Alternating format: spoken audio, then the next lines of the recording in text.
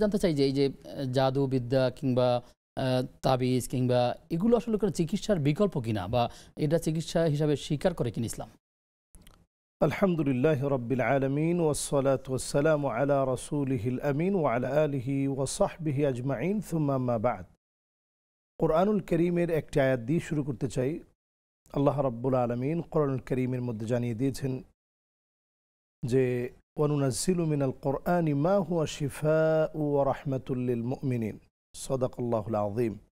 এই কোরআনুল কারীমকে আল্লাহ রাব্বুল আলামিন শিফা হিসেবে আল্লাহ তাআলা আমাদেরকে দিয়েছেন। যারা মুমিন তারা এখান থেকে শিফা নিবে।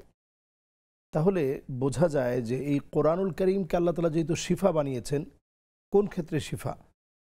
কোরআনুল কারীম পড়ে তেলাওয়াত করে ফু দিলে অসুস্থ একজন মানুষ সুস্থ হতে পারে, যার অহরহ প্রমাণ হাদিস থেকে পাওয়া যায়। যেমন সূরাতুল ফাতিহাকে উম্মুল কোরআন বলা হয়েছে। এই সূরায়ে ফাতিহা আপনি তিলাওয়াত করে ফু দিয়ে আপনি আপনার নিজেকে নিজে ফু দিতে পারেন, পানির মধ্যে ফু দিয়ে সেটা খেতে পারেন অথবা গোসল করতে পারেন। এবং কোরআনুল কারীমের যে দুটি সূরার কথা আপনি বললেন, মুআউযিযাতাইন বা মুআউযিযাতান, সূরায়ে ফালাক এবং সূরায়ে নাস। আমরা জানি যে নবীজি সাল্লাল্লাহু আলাইহি সাল্লাম যখন 6 মাস অসুস্থ ছিলেন, অসুস্থতার কারণ ছিল লাবিদ বিন আ'সাম নামে ইহুদি একজন দুষ্ট জাদুঘর। সে জাদু করার কারণে, এই জাদুকরের জাদুর প্রভাবের কারণে 6 মাস নবীজি সাল্লাল্লাহু আলাইহি সাল্লাম তিনি অসুস্থ ছিলেন। পরক্ষণে আল্লাহ রাব্বুল আলামিন হযরতে আলী রাদিয়াল্লাহু তাআলা আনহুকে স্বপ্ন দেখিয়েছিলেন এই দুইটি সূরার আমল করার ব্যাপারে, এবং কুয়ার নিচে নবীজি সাল্লাল্লাহু আলাইহি সাল্লামের চুলগুলোকে গিঁট দিয়ে রাখা হয়েছিল। এক একটি আয়াত তেলাওয়াত করে এক একটি করে গিঁটকে যখন অবমুক্ত করা হয়, নবীজি সাল্লাল্লাহু আলাইহি সাল্লাম পুরোপুরি সুস্থ হয়ে যান। এবং এখানে বলে রাখা উচিত যে 6টি মাসের অবস্থা এমন ছিল, নবী করিম সাল্লাল্লাহু আলাইহি সাল্লাম আম্মাজানদের কাছে যেতেন, কিন্তু তিনি শারীরিকভাবে এতটা দুর্বল হয়ে পড়েছিলেন, শারীরিকভাবে দুর্বলতার কারণে মনের চাহিদা তিনি পূর্ণ করতে পারতেন না। মানসিকভাবে কোরআনকে নাজিল করা, সংরক্ষণ করার দায়িত্ব যেহেতু আল্লাহ তাআলা নিয়েছেন, এই বিষয়টা টোটালি আলাদা ছিল। কোরআন নাজিলের বিষয়টি এক প্রকার তিনি ভুলেই গিয়েছিলেন অনেকটা। হ্যাঁ, মানে কোরআন নাজিলের বিষয়টা তিনি একেবারে ঠিক ছিল, এখানে কোনো সমস্যা হয়নি, মস্তিষ্কে কোনো প্রভাব বিস্তার করতে পারেনি। কিন্তু শারীরিকভাবে রাসূল এতটা দুর্বল হয়ে গিয়েছিলেন, আম্মাজানদের কাছে তিনি যেতে চাইতেন কিন্তু যেতে পারতেন না। শারীরিকভাবে এতটা দুর্বল হয়ে পড়েছিলেন। 6 মাস কিন্তু নবীজি সাল্লাল্লাহু আলাইহি সাল্লাম এই অসুস্থতায় ভুগেছিলেন, যার বাহ্যিক কোনো চিকিৎসা নেই। চিকিৎসা হচ্ছে কোরআনুল কারীম, এবং এটি হচ্ছে একটি বিশ্বাসের বিষয়। হাদিসের ভিতরে আসছে বিসমিল্লাহি তুরবাতু আরদিনা। যদি বিসমিল্লাহ বলে আপনি কোনো কিছুতে ফু দেন, একটা মাটিও হতে পারে, সামান্য মাটির মধ্যে ফু দিলেন, তুরবাতু আরদিনা ওয়াবিরিকাতি বাদিনা, অথবা যে কোনো একজন ব্যক্তিকে যদি ফু দেয়, ইউশফি সাকিমানা বিইذনি রব্বিনা, তো এটা আরেকজনের জন্য রোগ মুক্তির কারণ হতে পারে বিইذনি রব্বিনা, যদি আল্লাহ রাব্বুল আলামিন চান। এটা অবশ্যই অন্য কোনো পথ পন্থায় হওয়া যাবে না, কুফরি কোনো পন্থায় হওয়া যাবে না, হতে হবে একেবারে শরিয়া সম্মতভাবে কোরআন এবং হাদিস থেকে। এবং আমাদের দেশে দেখা যায় যে আমরা অনেক জায়গায় তাবিজ নিতে যাই, সেখানে লেখা থাকে যে আস্তাগীথু, আমি আশ্রয় চাই, আস্তাঈযু বিকিতমির।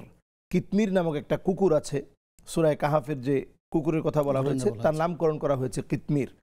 তো এখানে অথবা আস্তাঈন বিকিতমির, কিতমিরের কাছে আশ্রয় চাওয়া, তার কাছ থেকে পানা চাওয়া, এরকম তার কাছে আশ্রয় চেয়ে সাহায্য প্রার্থনা করা, এটা সম্পূর্ণ একটা শিরকি বিষয়। আল্লাহ রাব্বুল আলামিনকে বাদ দিয়ে ওয়াইযা সাআলতা ফাসআলিল্লাহ ওয়াইযা ইসতাআনতা ফাসতাঈন বিল্লাহ, আল্লাহ তাআলাকে বাদ দিয়ে কিতমির নামক কোনো কুকুরের কাছে চাওয়া, সে যত শ্রেষ্ঠ হোক, জান্নাতি কুকুর হোক, যাই হোক, আপনি কোনো কুকুরের কাছে আশ্রয় প্রার্থনা করতে পারবেন না। এই যে জাদুর একটা প্রভাব, এটা সেই বেবিলিয়নের সভ্যতার সময় থেকেই, ইরাক থেকেই কিন্তু এটার বুদুৎপত্তি শুরু হয়, এবং এটি সারা বিশ্বময় কিন্তু ছড়িয়ে আছে। ইরাকে কিন্তু এখনও কালো জাদু, এটাকে বলা হয় সেহরে আবিয়াদ, সেহরে আসওয়াদ, কালো জাদু। সেহরে আসওয়াদটা, এটার মধ্যে অনেক ধরন আছে। মাছের সাথে করা হয়, মাছের গলায় বিভিন্ন রকমের তাবিজ বেঁধে মাছটাকে ছেড়ে দেওয়া হয়। এটা যখন একটা সময় পুকুরে নড়তে নড়তে যখন তার শ্বাসকষ্ট হয়, প্রচণ্ড কষ্টের কারণে মারা যায়, তখন দেখা যায় ওই লোকটা ক্ষতিগ্রস্ত হয়, এক সময় মারা যায়। এবং গাছের মধ্যে প্যারাক ঢুকিয়ে করা হয়, গাছে সুতা ঝুলিয়ে করা হয়, সুতা ঝুলিয়ে করা, চুলার পাশে আগুনের রান্নার পাশে গর্ত করে সেখানে করা হয়, নানাভাবে করা হয়। তো এটার অনেক ধরন থাকতে পারে। হাজারো ধরন থাকতে পারে, আবার ধোঁকাবাজিও থাকতে পারে। আসলে আদৌ এখানে কোনো ব্ল্যাক ম্যাজিক নাই, কিন্তু ব্ল্যাক ম্যাজিক ছাড়াই মানুষের কাছ থেকে হয়তো টাকা হাতিয়ে নিচ্ছে যে হ্যাঁ তাকে আমরা মেরে জিনদের ফেলব। মাধ্যমে যে করা হয়ে থাকে বা দুষ্ট জিনের মাধ্যমে, সেটা তো সঠিক অবশ্যই, এবং অবশ্যই এটার প্রক্রিয়া তো এটাই। এটার প্রক্রিয়া এটাই, এবং এটা দেখা যায় যে বিভিন্ন চিতাশালা যেগুলো আছে মানুষকে পুরানো হয়, সেখান থেকে বিভিন্ন হাড় এনে আপনার রান্না বান্না করার যে আপনার বিশেষ করে চাউলের কিন্তু আমরা একটা ড্রাম রাখি, সেই চাউলের ড্রামের ভিতরে ওইরকম একটা হাড় দিয়ে রেখেছে। ওইখান থেকে খানা খাওয়ার কারণে আপনি প্রতিনিয়ত আপনি অসুস্থ হয়ে যাচ্ছেন, দুর্বল হয়ে যাচ্ছেন, চিকিৎসা করে তেমন কোনো ফল পাওয়া যাচ্ছে না। এগুলো কিন্তু অহরহ এখন বাংলাদেশে ঘটছে। মানুষের নখ, জামা কাপড় ব্যবহৃত, এগুলো নিয়েও তো হ্যাঁ, চুল দিয়ে এটা বেসিক্যালি এই কালো জাদুগুলো করাই হয় চুল দিয়ে। এই জন্য আপনি সেলুনেও যখন চুল কাটবেন, আপনি বিসমিল্লাহ বলে চুলটার উপরে একটু হাত দিয়ে আপনি বিসমিল্লাহ বলে ফু দিয়ে দিবেন, এবং আপনি যখন বেসিনের মধ্যে আপনি যখন গরম পানিটা ছাড়বেন, এখন কিন্তু আমরা প্রতিনিয়ত গরম পানি ছাড়ছি, তো গরম পানি ছাড়ার মধ্যে ওই পাইপের মধ্যে কিন্তু জিনের ছোট্ট বাচ্চা থাকতে পারে, এটা হয়তো আপনি দেখতেছেন না। তো বিসমিল্লাহ বলে যদি আপনি ছেড়ে দেন তাহলে সে চলে যাবে এবং সরে যাবে। তখন গরম পানির কারণে সে যদি কোনো ক্ষতিগ্রস্ত হয়, আপনার ক্ষতি সে করতে পারবে না। এরপরে আরেকটি বিষয়, আমরা যখন একটা খাটের মধ্যে ঘুমাতে যাচ্ছি, বিছনাটা দীর্ঘদিন পড়ে আছে, নবীজি এটাকে ঝেড়ে নিতে বলছেন। এটার মধ্যে যে কোনো বিষাক্ত জিনিস তো থাকতেই পারে, সাপ থাকতে পারে, বিচ্ছু থাকতে পারে, ক্ষতি করার মতো অনেক কিছু থাকতে পারে। এর চেয়ে বড় কথা হচ্ছে একজন সাহাবীর মৃত্যু হয়েছিল এই কারণে, এবং একজন সাহাবীর মৃত্যু হয়েছিল হাম্মামের ভিতরে, আমরা যেটাকে টয়লেট বলি, গোসলখানা বলি, সেখানে একজন সাহাবীর মৃত্যু হয়েছে। আরেকজন সাহাবীর সাথে লড়াই চলেছে বিছানার উপরে। তার মানে বোঝা যায় যে নানাভাবে জিন বিভিন্ন আকৃতি ধরে আপনার ক্ষতি করার চেষ্টা করতে পারে। এগুলো থেকে বাঁচার জন্য রসুলের সুন্নার দিকে আমাদের আসতে হবে। যখন আপনি টয়লেটে প্রবেশ করছেন, আল্লাহুম্মা ইন্নী আউযু বিকা মিনাল খুবসি ওয়াল খাবায়েস। যখন আপনি বিছানায় ঘুমাতে যাচ্ছেন, একটু বিছানাটা ঝেড়ে নেওয়া। পাকঘরে যাচ্ছেন, আপনি বিসমিল্লাহ বলে পাকঘরে প্রবেশ করা। লা হাওলা ওয়ালা কুওয়াতা ইল্লা বিল্লাহ। দরজা জানালা বন্ধ করার সময় বিসমিল্লাহ বলে বন্ধ করা। ঘরের মধ্যে যখন প্রবেশ করছেন, বিসমিল্লাহ বলে প্রবেশ করা। কেউ না থাকলেও সালাম দেওয়া, আসসালামু আলাইকুম ওয়া রাহমাতুল্লাহ। এতে করে আপনাকে অদৃশ্য যারা আছে তারা আপনার কোনো ক্ষতি করতে পারবে না। এবং খানা খাওয়ার সময় আপনি বিসমিল্লাহ বলে খাবার খাওয়া, খানা শেষ করে আলহামদুলিল্লাহ বলা। যখন আপনি বিসমিল্লাহ বলে ঘরে প্রবেশ করেন না, জিনদের একটা দল আপনার সঙ্গে এসে ঢুকতে থাকে এবং তারা বলে আদ-দারাকতুমুল মাবিদ, আজকে রাত্রি যাপনের একটা জায়গা আমরা পেয়েছি। এরপরে যখন আপনি খেতে বসলেন, আপনি সেখানে বিসমিল্লাহ বলেন নাই। হাদিসের মধ্যে আসছে, একবারে সহি হাদিস, নবী সাল্লাল্লাহু আলাইহি সাল্লাম বলছেন যে যখন আপনি খেতে বসে যখন বিসমিল্লাহ বলেন নাই, সঙ্গে সঙ্গে জিনদের দলটা বলতে থাকে আদ-দারাকতুমুল মাঈশা, আজকে রাত্রি যাপনের পাশাপাশি খাবারের ব্যবস্থা হয়ে গেল। আপনার কাছ থেকেই তারা খাবার সংগ্রহ করছে, কারণ তারা আমাদের রন্ধ্রে রন্ধ্রে কিন্তু চলাফেরা করতে পারে, একেবারে রেশায় রেশায়, রগে রগে। এই জন্য আপনার এখান থেকে খাবার সংগ্রহ করার কারণে আপনি দেখবেন ভালো খেয়েছেন, কিন্তু আপনি অসুস্থ হয়ে গেলেন সকালবেলায়। এর অনেক ধরনের কারণ আছে। এই জন্য আপনি যখন খাবার খাবেন, ব্রেনকে আপনি বিসমিল্লাহ বলে সচল করেন যে আমি এখন খাবার খাওয়ার জন্য বিসমিল্লাহ বললাম। আলহামদুলিল্লাহ বলে ব্রেনকে আপনি বুঝিয়ে দেন যে আমার খাবারটা পরিপূর্ণ হয়েছে। এটা সায়েন্টিফিকভাবেও আপনার সুস্থতার জন্য অনেক জরুরি। এবং অন্যদিকে এই জাতীয় যারা আমাদের ক্ষতি করার জন্য মিনাল জিন্নাতি ওয়ান নাস, মানুষ এবং জিন থেকে যারা ক্ষতি করার সম্ভাবনা আছে, তাদের ক্ষতি থেকে বাঁচার জন্য এটা অত্যন্ত জরুরি। এজন্য আমরা এই আমলগুলা প্রতিনিয়ত করব। রাসূলুল্লাহ সাল্লাল্লাহু আলাইহি সাল্লাম যখন অসুস্থ হলেন, এই আমলের মধ্য দিয়েই নবীজি সাল্লাল্লাহু আলাইহি সাল্লাম সুস্থ হয়েছিলেন।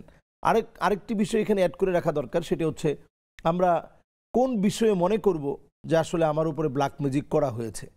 এটা কখন আমরা বুঝবো যে ব্ল্যাক ম্যাজিক হয়েছে, মানে লক্ষণগুলো কি? যেমন হঠাৎ করে আপনি কোনো একটা ক্ষতিতে পড়েছেন, আপনি মনে করতেছেন যে আমাকে কেউ ব্ল্যাক ম্যাজিক করেছে। আসলে বিষয়টা কিন্তু এত সহজ না, আবার এত কঠিনও না। যদি কেউ আপনি প্রতিনিয়ত আপনি ঘুমের মধ্যে, ঘুমটা তিনটা টাইপে হয়। একটা হচ্ছে সবচেয়ে সুষম ঘুম, হচ্ছে রাতের একেবারে শুরুর অংশে ঘুমানো। রাসূলুল্লাহ সাল্লাল্লাহু আলাইহি ওয়াসাল্লাম যেটা অভ্যাস ছিল যে এশার নামাজটা পড়েই তিনি আর কথা বলতেন না, ঘুমিয়ে পড়তেন। তো এই টাইমে ঘুমানোর পর শয়তান আপনাকে নানাভাবে কুমন্ত্রণা দিবে, আপনাকে অনেক ধরনের ভয় দেখাতে পারে। প্রথম যেটা শুরু হয় সেটাকে বলে খিয়ালুল ইনসান, মানুষের একটা চিন্তা, একটা কল্পনা। ঘুমানোর সঙ্গে সঙ্গে আপনি দেখতেছেন যে অনেক টাকার মালিক হয়ে গিয়েছেন, বাড়ি গাড়ি সব আপনার আছে। এটাকে খিয়ালুল ইনসান, এটা কোনো ধর্তব্য বিষয় না, এটা ভয় পাওয়ার কোনো কারণ নাই। এরপরে যে স্বপ্নের স্টেপটা আছে, এটাকে বলে লা'বুশ শায়তান, শয়তানের খেলাধুলা।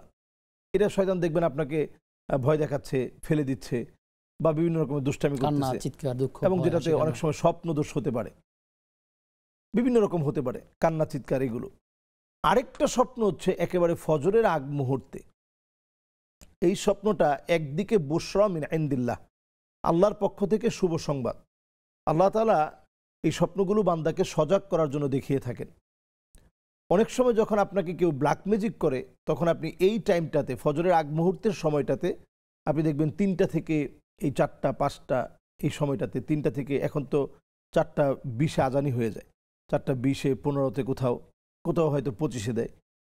তো আজানটা এখন তাড়াতাড়ি হয়ে যায়, নামাজও এখন 4টা 50-এ 40-এ নামাজ দাঁড়িয়ে যায়। তো আমরা এই দৃষ্টিকোণ থেকে এখন দেখি যে যদি আপনি স্বপ্নটা 3টার দিকে দেখেন, রাতের 3টার সময় আপনি একটা ভয়ঙ্কর স্বপ্ন দেখতেছেন যে কেউ আপনাকে এরকম এরকম ক্ষতি করতেছে এবং আপনি ক্রমশ আস্তে আস্তে আস্তে আস্তে দুর্বল হয়ে যাচ্ছেন, ভয়ঙ্কর অনেক বিষয় দেখে আপনি ভয় পেয়ে যাচ্ছেন, এটা যদি কন্টিনিউ হতে থাকে তাহলে আপনি বুঝে নেবেন যে কেউ আপনাকে নেতিবাচক একটা বার্তা রয়েছে, সেক্ষেত্রে তার সতর্ক হতে হবে বা সতর্ক হতে হবে। জি।